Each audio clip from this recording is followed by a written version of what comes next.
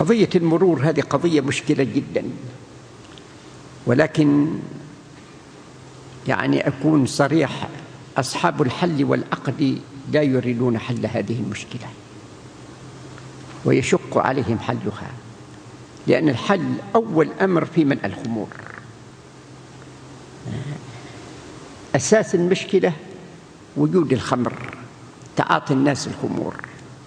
فلو أرادوا حل هذه المشكلة لعل جزء كبير، نسبة كبيرة منها تنحل بمنع الخمور، ولكن القرار السياسي لا يريد ذلك مع الأسف الشديد، وإنما يريد أن تبقى الخمور كما هي مع الإضرار الكبير يعني التي تنجم عن معاطاة الخمور، أضرار لا تتصور. وأنا لا أدري ما هي المصلحة في هذا الأمر.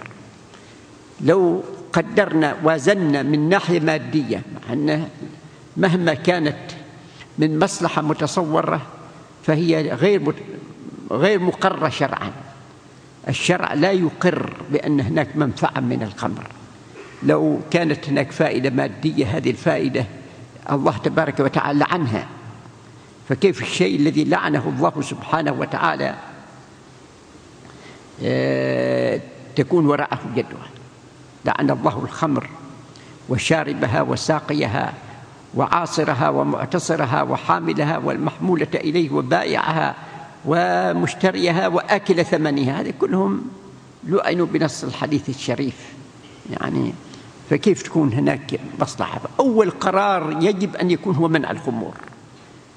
وأنا كتبت للمسؤولين وخاطبت مسؤولين جميعا وأعذرت إلى الله، وقد كتبت إلى بعضهم بهذه العبارة: أذكركم يوما تقفون فيه أمام الله، يوم لا يغني مولى عن مولى شيئا ولا هم ينصرون إلا من رحم الله.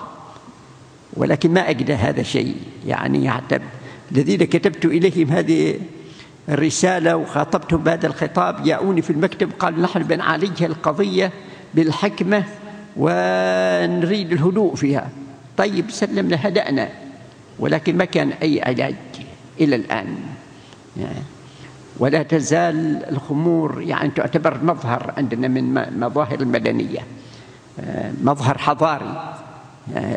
مظهر حضاري أن يعود الإنسان إلى حالة البهيمة الأجماع، يعني هذا هو المظهر الحضاري.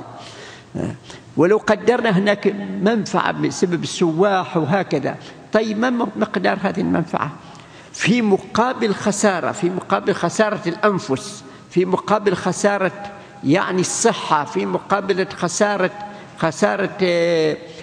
هذا العدد الهائل الذين تذهب أرواحهم ضحية حوادث السير الناجمة عن شرب خمور. ثم بجانب هذه الدولة كم تخسر في علاج هؤلاء،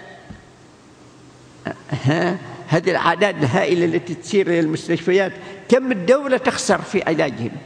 بجانب ذلك أيضا تتعطل أعمالهم، تفقد طاقات بسبب هذه الفاحشة العظيمة، بسبب هذا المنكر الكبير. طيب